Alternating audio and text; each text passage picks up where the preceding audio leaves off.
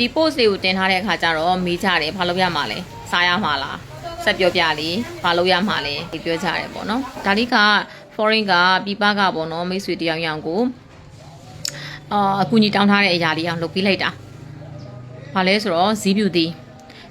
နဲ့အုံးစီစစ်စစ်နဲ့ကိုမီးနွေးနဲ့စိတ်ရှည်လက်ရှည်နဲ့ကြော်ပေးရတယ်အဲ့တော့အမြုပ်တွေဒီမှာထားနေတာတွေ့ရဟောအဲ့ဒီအမြုပ်တွေကကျွန်တော်တို့ဒီဇီးပြူတီဒီမှာရှိတယ်မွာချာရေတက်ပေါ့နော်အဲ့အဆိုတက်ကိုမကုံသေးလို့အမြုပ်ထားတာအဲ့တော့မွာချာကြီးလည်းကုံသွားပြီဇီးပြူတီမှာဇီးပြူတီရဲ့ပေါ့နော်ဇီးပြူတီအသားလေးတွေခြောက်သွားပြီကျွတ်သွားပြီဆိုလို့ရှိရင်တော့ရောင်တို့ကဆယ်ပြီးတော့စစ်စီကိုစစ်ထားရမှာပေါ့နော်ပြီးလို့ရှိရင်အေးခံမှာဖမ်မလင်းနဲ့ကိုထည့်ပေါ့နော်ပြီးရင်သုံးလို့ရပြီအဲ့တော့ဘလို့သုံးရမှာလဲဆိုတဲ့အကြောင်းဆက်ပြောပြမယ်ကျွန်တော်တို့ခေါင်းလျှော့ကန်ဒီနိုင်ဝက်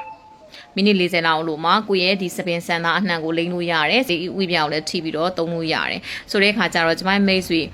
သုံးတက်ရင်စေးပါမသုံးတက်ရင်တော့ side effect တော့ရှိတယ်ဘလို့ side effect လဲဆိုတဲ့အခါကျတော့စီသုံးပြီးတယ်ဆိုလို့ရှိရင်တော့ကျမတို့ကတေချာလေး short ပေးတင်တယ်မဟုတ်ဘူးဆိုလို့ရှိရင်ဥယျာဉ်ပြားမှာအစီတွေကတ်ကြံပြီးတော့ဥကောင်းဥယျာဉ်ပြားမှာရှိတဲ့ဂျီးနဲ့အစီနဲ့တွားတွေ့တဲ့အခါမှာမွေးညင်းပေါက်ပိတ်သွားတာမျိုးတွေရှိတတ်တယ်ဒါကလည်းခေါင်းတေချာပြောင်းမလျှော်တဲ့သူတွေအတွက်ပေါ့နော်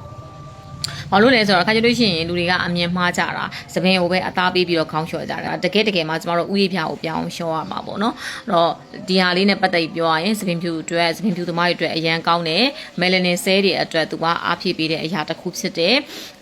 အယောင်ကောင်းစီတယ်ပေါ့နော်ဒါကတော့ဆွဆွမြဲမြဲသုံးလို့ရှိရင်သပင်ဆန်သားအတွက်သိပ်ကိုကောင်းပါတယ်ဒီ3 plus ပြင်အားဖြည့်စီကိုသုံးပြီးတော့ကျမတို့ဒီလိုထက်လောက်ရမှာလားဆိုတဲ့သူတွေအတွက်မလိုပါဘူးเนาะအားဖြည့်စီထဲမှာပါပြီးသားပါဒါကကြတော့ကျမရဲ့မိတ်ဆွေကိုအုံးစီစစ်စစ်နဲ့အစီဖြူတွေနဲ့2မျိုးပဲသူကလိုချင်တယ်ဆိုတော့ရောင်လုပ်ပြီးလိုက်တဲ့အရာပါ